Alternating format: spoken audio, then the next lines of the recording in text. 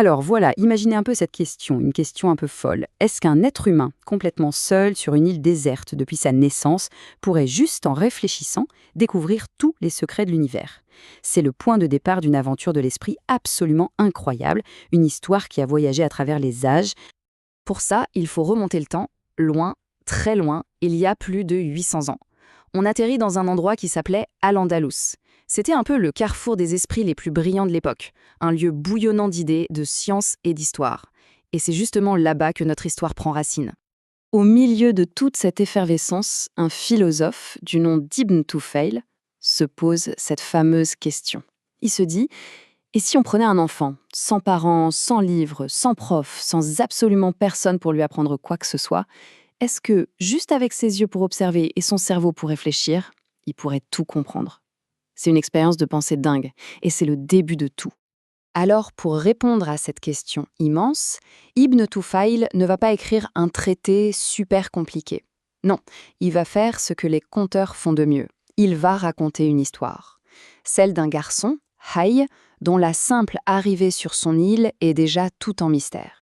Oui, parce que comment ce bébé s'est-il retrouvé là? Eh bien, l'auteur nous donne deux possibilités. La première, c'est un vrai conte. Hay serait le fils caché d'une princesse, mis dans un coffre et confié à l'océan pour le protéger d'un roi méchant.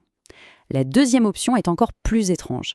Hay serait né spontanément de l'île elle-même, un peu comme un fruit né de la terre. Alors, prince ou enfant de la nature? Le mystère reste entier. Bon, peu importe d'où il vient, le fait est que le petit Hay est là tout seul. Enfin, pas pour très longtemps, une nouvelle vie commence pour lui, et sa première mère, sa première famille, eh bien ce sera une famille d'animaux. C'est une biche qui venait de perdre son fond, qu'il le trouve et qui décide de l'adopter. Hay grandit donc comme un petit animal sauvage. Il apprend à imiter les cris, à observer les comportements, sauf qu'assez vite, il se rend compte qu'il n'est pas comme les autres. Lui, il n'a ni fourrure, ni griffes, ni cornes. Il est vulnérable. Il comprend alors que sa seule arme, c'est son intelligence. Et c'est là qu'il a ses premières idées. Se couvrir de feuilles et se tailler un bâton pour se défendre. Les années défilent. Hay devient un jeune homme agile et curieux. Mais un jour, un événement tragique va venir tout chambouler et va lancer la plus grande aventure de sa vie, la quête des réponses. Ce jour-là, c'est le jour où sa mère adoptive, la biche, s'éteint de vieillesse. Pour Hay, qui n'a jamais connu la mort, c'est l'incompréhension la plus totale. Le corps de sa mère est là, intact, mais elle n'est plus là. Quelque chose d'invisible mais d'essentiel est parti. Alors, son chagrin se transforme en une question immense. La première grande question de sa vie. C'était quoi cette chose qui la rendait vivante? C'était quoi cette chaleur, ce souffle qui s'est envolé? Il ressent un besoin absolu de comprendre. En examinant le corps sans vie de la biche, il a une véritable révélation. Il comprend que le corps, ce n'est qu'une enveloppe, un outil, et que la vraie biche, ce qu'il pensait, ce qu'il aimait, c'était autre chose, une sorte de pilote invisible qui avait simplement quitté le navire.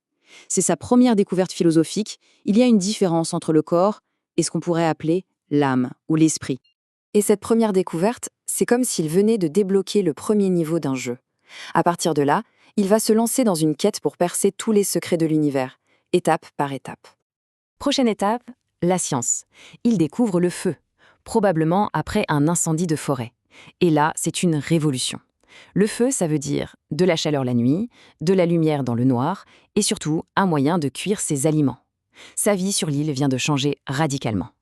Grâce à son intelligence, le petit garçon fragile devient le maître de son environnement.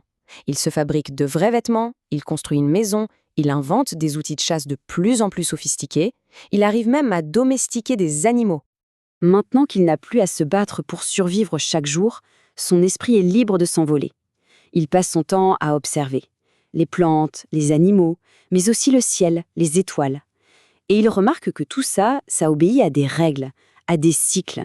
Il comprend que l'univers n'est pas un chaos, mais plutôt une gigantesque horloge, une mécanique d'une précision incroyable. Et c'est là qu'il atteint le sommet de sa réflexion. Son raisonnement est simple. Une lance ne se fabrique pas toute seule. Une maison non plus. Il faut un artisan.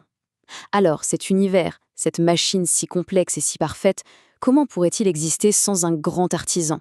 Une intelligence supérieure, un créateur invisible qui a tout pensé, tout conçu. Et voilà.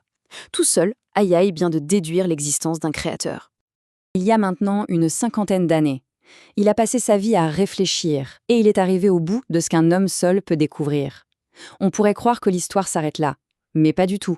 Un jour, un événement inattendu va tout changer. Un bateau arrive sur l'île. À son bord, un homme, Assal. Lui, il vient de la civilisation. C'est un homme religieux qui a fui la société pour pouvoir méditer en paix. Imaginez le choc. Pour Aïe, c'est la première fois qu'il voit un autre être humain.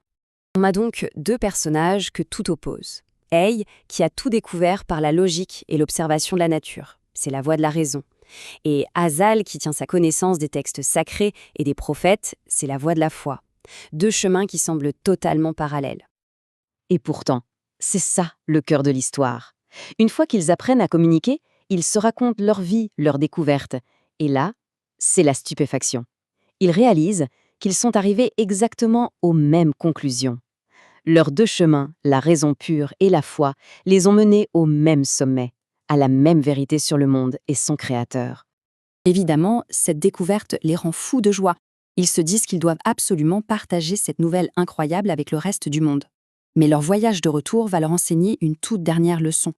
Ils retournent donc sur l'île d'Azal, tout excités à l'idée de tout expliquer, mais ça ne marche pas. Les gens sont occupés par leurs problèmes quotidiens, ils trouvent leurs explications trop abstraites, trop compliquées. Aïe et Azal comprennent alors quelque chose d'essentiel, tout le monde n'est pas fait pour la philosophie. Pour la plupart des gens, des histoires simples et des règles de vie claires sont une bien meilleure voie vers le bonheur. Alors, nos deux amis retournent sur leur île, vivre en paix. Mais leur histoire, elle, ne s'est pas arrêtée là. Le livre d'Ibn Tufayl a eu un succès phénoménal. Il a été traduit en hébreu, en latin, puis en anglais, en allemand. Il a inspiré des générations de penseurs partout en Europe et a prouvé que ces grandes questions, elles sont universelles. Au fond, l'histoire de Aïe nous montre la puissance incroyable de l'esprit humain. Alors, pour finir, on peut se poser la question. Si on se retrouvait à la place de Aïe, sur cette île, quel serait le tout premier mystère qu'on essaierait de résoudre ? Voilà une bonne question sur laquelle méditer. Merci d'avoir suivi ce récit avec nous.